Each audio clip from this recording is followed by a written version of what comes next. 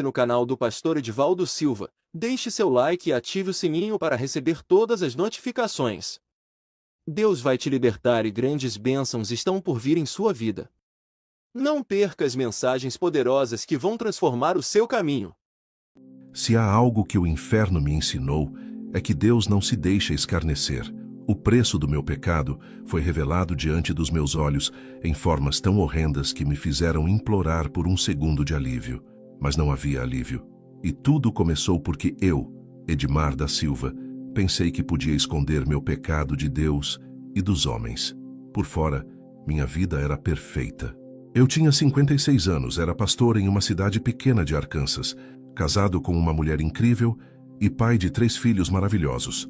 As pessoas me viam como um exemplo. Elas diziam que meu casamento era sólido, que eu era um líder dedicado e que minha família era a prova viva de como Deus pode abençoar aqueles que andam em seus caminhos. No púlpito, eu falava sobre santidade e obediência. Pregava sobre o poder de Deus para transformar vidas, mas no fundo, sabia que eu mesmo precisava dessa transformação, porque por trás de toda aquela imagem perfeita, eu era um homem destruído por dentro, vivendo uma mentira devastadora. Antes de continuar, eu quero te convidar a se juntar ao canal. Se inscreva e compartilhe este testemunho com alguém que precisa ouvir essa palavra. Tudo começou de maneira sutil. Eu conheci Lisa em um evento em uma igreja próxima. Ela era bonita, inteligente e tinha um jeito cativante de falar. No início, nossas conversas pareciam inocentes. Eu dizia a mim mesmo que não havia nada de errado em conversar com uma mulher da igreja. Mas aos poucos, as mensagens ficaram mais frequentes, as conversas mais íntimas, e eu cruzei uma linha que sabia que nunca deveria ter cruzado. Não demorou muito para que Lisa e eu começássemos um relacionamento secreto. E naquele momento, eu dei ao diabo uma porta aberta para destruir minha vida. No início, o pecado parecia emocionante. Eu sentia uma adrenalina indescritível a cada encontro. Era como se aqueles momentos secretos me fizessem sentir vivo novamente. Quando eu estava com Lisa, o peso das responsabilidades, as expectativas da igreja e até mesmo a monotonia da minha rotina desapareciam. Eu sabia que era errado, mas aquele prazer era algo que eu não conseguia resistir. Lisa me fazia sentir coisas que eu não sentia há anos, e isso me cegava para a realidade. Hoje, olhando para trás, percebo como o pecado é astuto. O diabo apresenta o pecado de uma forma tão atraente, tão prazerosa, que você se convence de que aquilo é o que você precisa. Mas o que ele nunca mostra é o preço que você vai pagar. O pecado é sim prazeroso, mas é um prazer que destrói sua alma e cobra caro demais. No entanto, quero deixar algo muito claro. Não estou jogando a culpa no diabo. Ele não me obrigou a fazer nada. Eu sabia exatamente o que estava fazendo. Eu tinha livre arbítrio. O diabo não tem poder sobre nós. Ele apenas apresenta a oportunidade, e nós, com nossa carne fraca e falta de temor a Deus, escolhemos pecar. A culpa pelo meu pecado é completamente minha. Eu justificava minhas ações de todas as formas possíveis. Eu dizia a mim mesmo que, enquanto continuasse pregando e cumprindo meu papel como pastor, Deus me perdoaria. Eu orava pedindo perdão, mas nunca com arrependimento verdadeiro, porque no fundo eu não queria parar. Era um ciclo de culpa, arrependimento superficial e recaída. E enquanto eu continuava com Lisa, minha vida espiritual se deteriorava cada vez mais.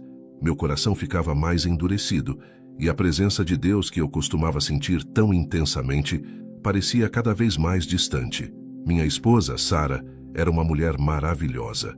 Ela confiava em mim cegamente, e isso tornava minha culpa ainda mais insuportável. Toda vez que olhava para ela, eu sabia que estava destruindo algo precioso, mas não conseguia parar.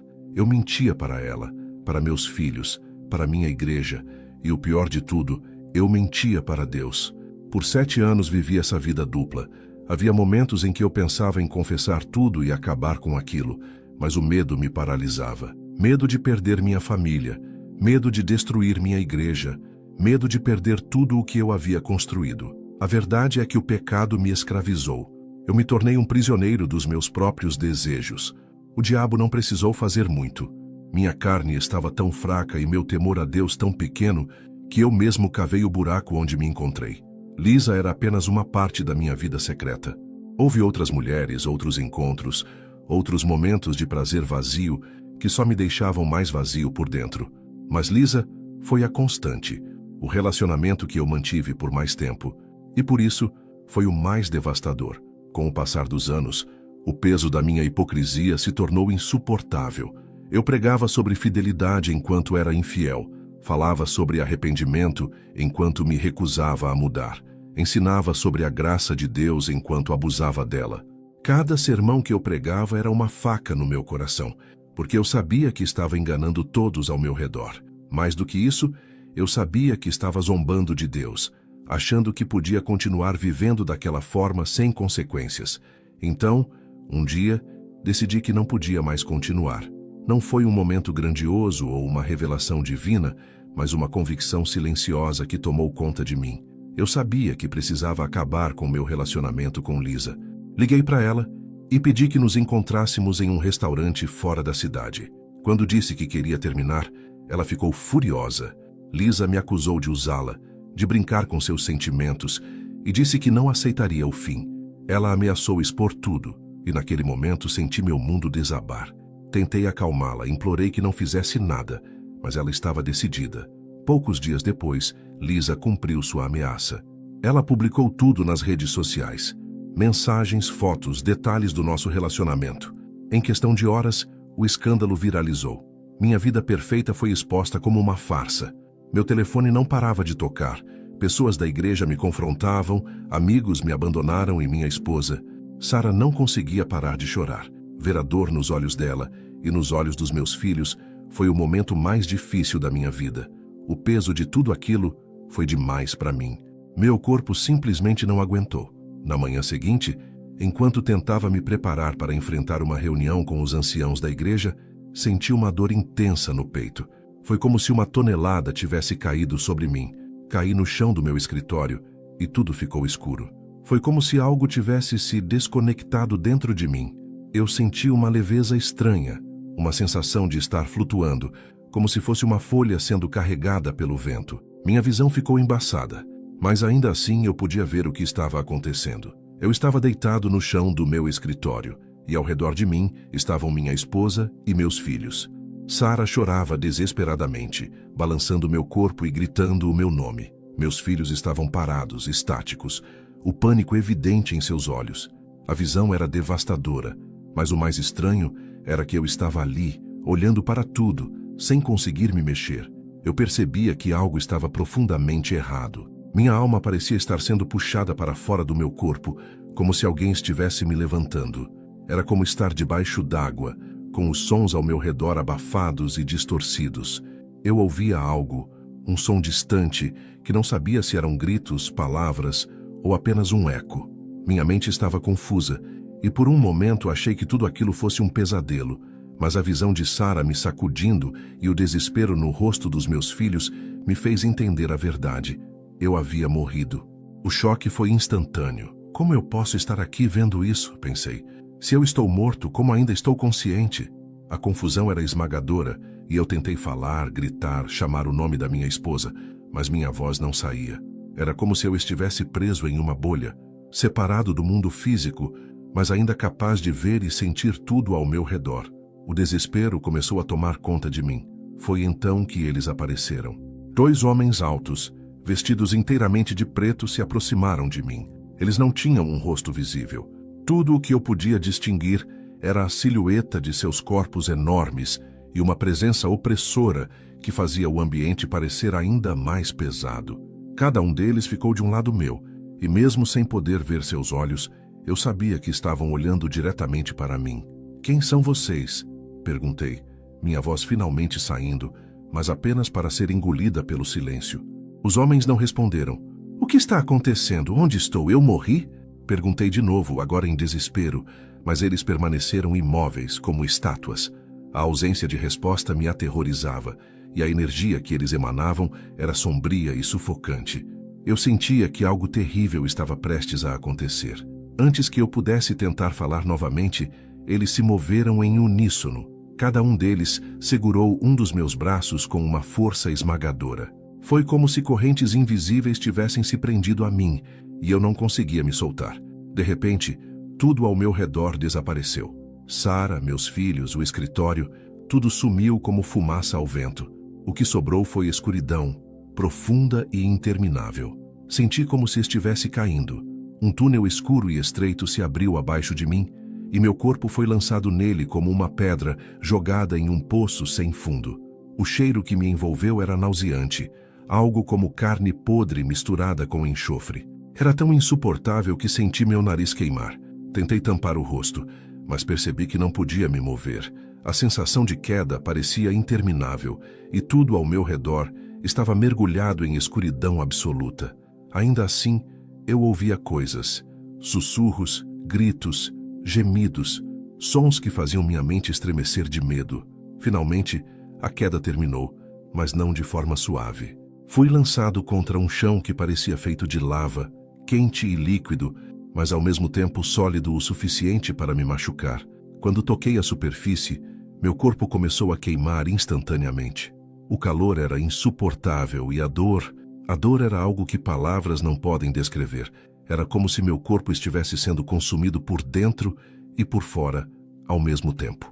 Gritei o mais alto que podia, mas o grito parecia se perder no vazio. Eu esperava que a dor acabasse, mas não acabava. Era eterna, constante. O mais estranho era que, enquanto minha carne parecia estar se dissolvendo, meu corpo se reconstruía automaticamente, apenas para ser destruído novamente. Não importava o quanto eu queimasse, eu não morria. Era um ciclo interminável de dor e desespero. Por quê? O que está acontecendo? Gritei, minha voz ecoando naquele lugar terrível. Ninguém respondeu. Eu estava sozinho em minha angústia, e cada segundo parecia uma eternidade. Então, ele apareceu. Um dos homens de preto, ou pelo menos era o que parecia. Mas quando olhei para ele de perto, percebi que ele era muito maior do que antes. Ele parecia enorme, como se tivesse o tamanho da Estátua da Liberdade. Sua presença era esmagadora, e eu sabia, sem que ele precisasse dizer uma palavra, que ele era diferente. Ele não era apenas um dos homens de preto. Ele era algo muito, muito pior. Bem-vindo, disse ele, sua voz profunda e cortante, como uma lâmina rasgando o silêncio. Este é o seu lugar. Minha mente girava em confusão e terror. Meu lugar? O que você quer dizer com isso?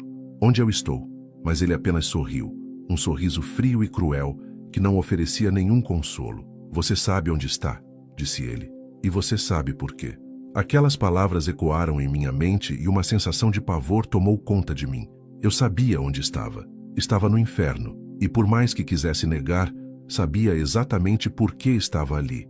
Enquanto eu estava prostrado naquele chão ardente, tentando entender o que estava acontecendo, o homem gigantesco em preto, que parecia mais uma personificação de todo o terror do universo, começou a se aproximar. Sua presença era sufocante, como se o próprio ar ao meu redor tivesse sido drenado.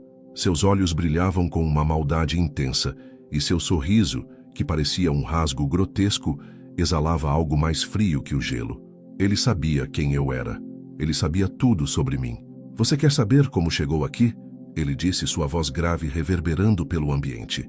Era uma mistura de zombaria e autoridade. Eu vou te explicar. Eu tremia, não apenas por medo, mas por saber que não tinha como escapar. Minha mente estava uma bagunça, mas no fundo eu queria saber. Eu precisava saber. Você foi fácil, ele começou, inclinando-se um pouco para me encarar de perto. Como todos os outros.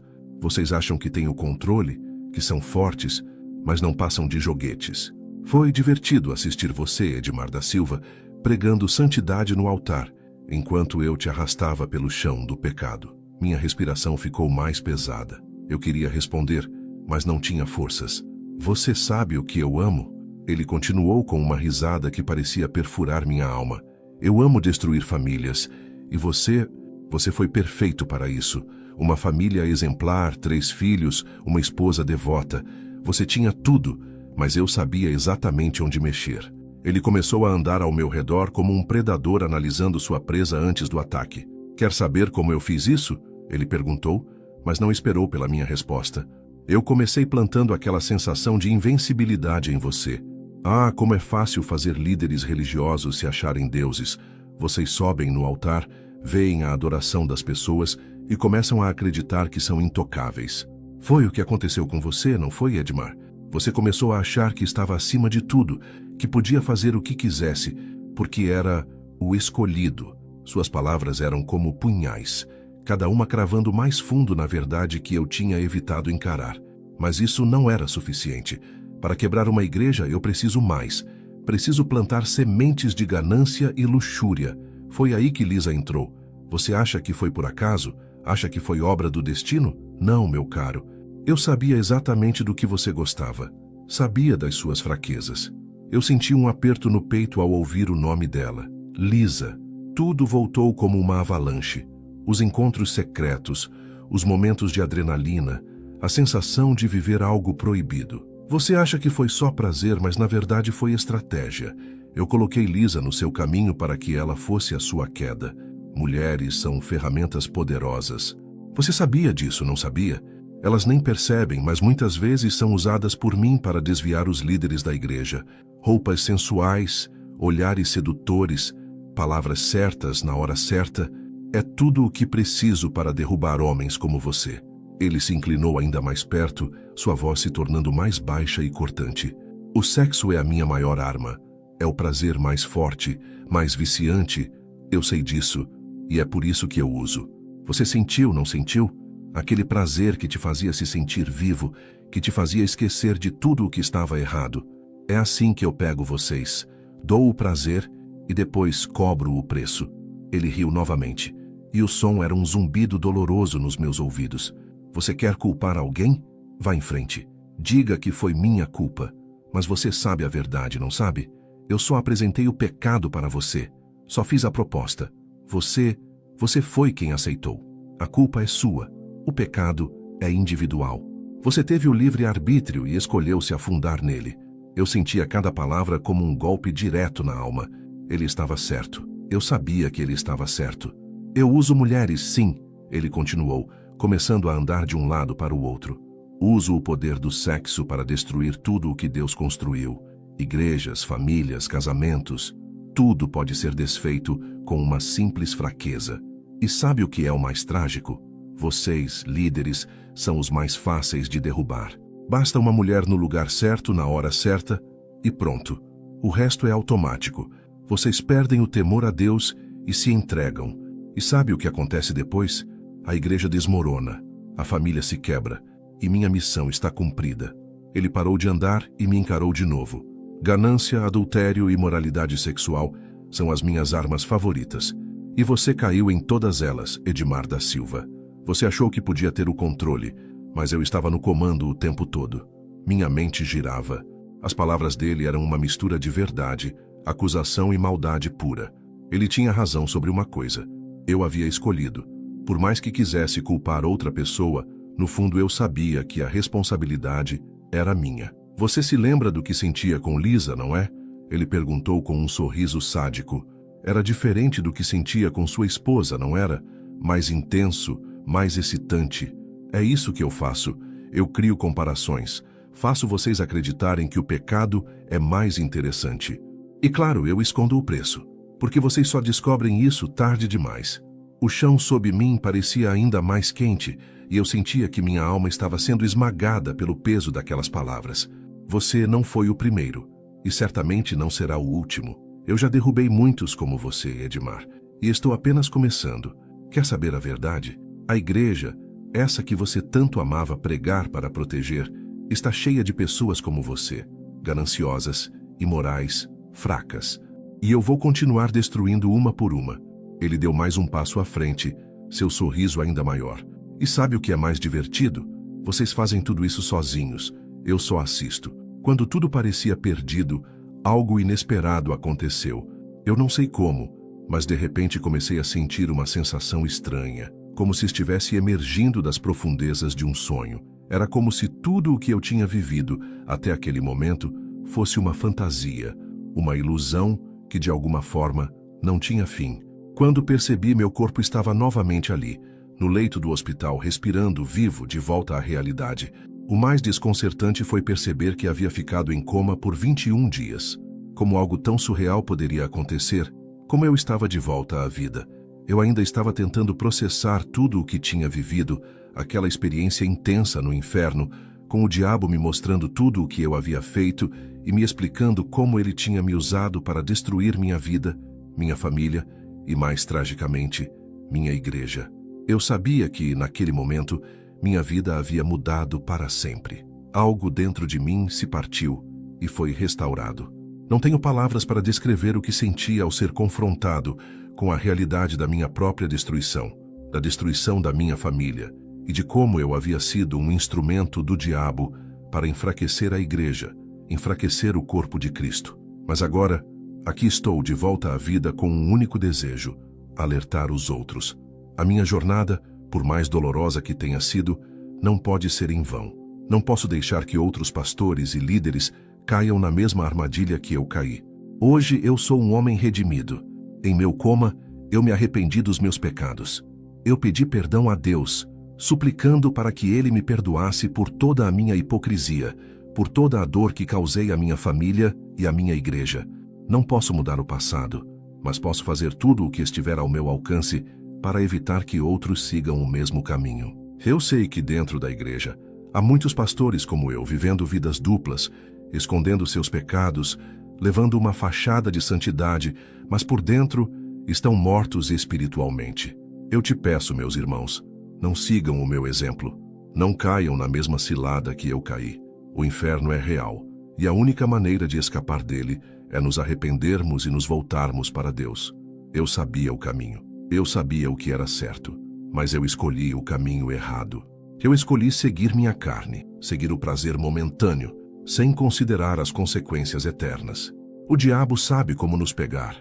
Ele nos oferece prazer, nos seduz com os prazeres temporais, mas ele nunca nos mostra o preço. O preço, meus irmãos, é a destruição de tudo o que amamos. Eu sou prova disso. O diabo quer destruir a igreja, ele quer destruir a família. Ele se infiltra nas nossas fraquezas, na nossa ganância, na nossa luxúria, e usa isso como suas armas mais poderosas. Por isso vemos tantos escândalos na igreja, tantas quedas de pastores, de líderes, de pessoas que estavam na frente, pregando a palavra de Deus, mas se afastaram por causa da imoralidade, do desejo do dinheiro, do prazer do pecado. Mas nada é escondido de Deus. Tudo o que foi feito nas trevas será trazido à luz. É por isso que esses escândalos estão sendo desmascarados, para que possamos enxergar a verdade. Deus não deixa nada sem ser exposto, porque Ele deseja a nossa salvação, Ele deseja a nossa transformação. Hoje, eu sou um homem quebrantado, um homem restaurado pela graça de Deus, e posso testemunhar a vocês com toda a certeza de que o diabo não tem poder sobre nós, a menos que nós lhe demos. O pecado é algo que nos seduz, mas nós temos o poder através de Cristo de resistir.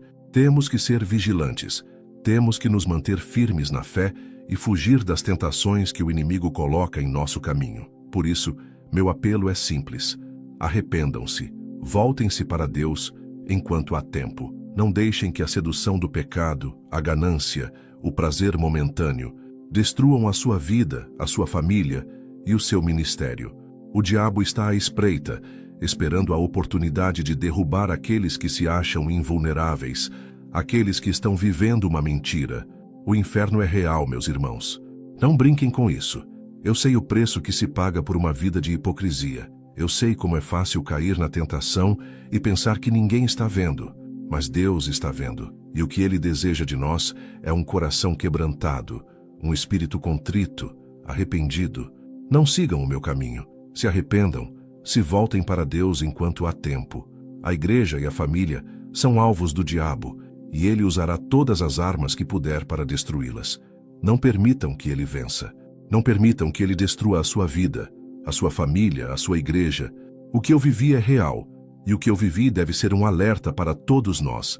O diabo está em operação, mas maior é aquele que está em nós do que aquele que está no mundo. Voltem-se para ele, antes que seja tarde demais.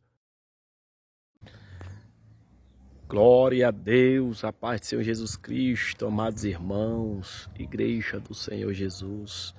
Aqui, irmãos, estamos colocando as tábuas na ferragem.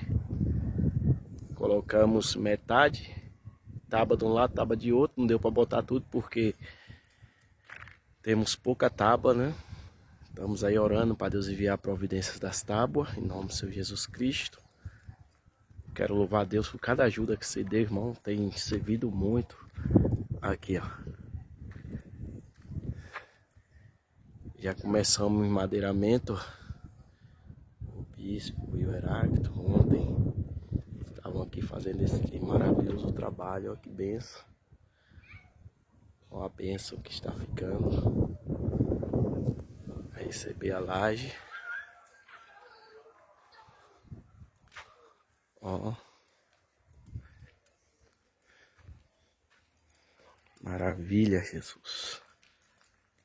Tudo isso aqui, irmãos, é frutos de semente que está sendo semeada no reino. Vocês estão fazendo isso, uma casa de oração, para que almas venham ser libertas, almas venham ser livres do poder das trevas, que ajuda através da ajuda de vocês. O Pix vai ficar aí, número de celular, CNPJ da igreja.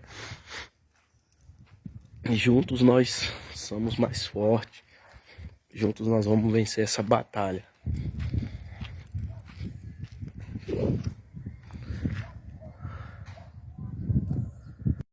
Ajude a levar libertação e esperança a mais pessoas. Sua oferta fortalece essa obra de Deus e transforma vidas através da palavra.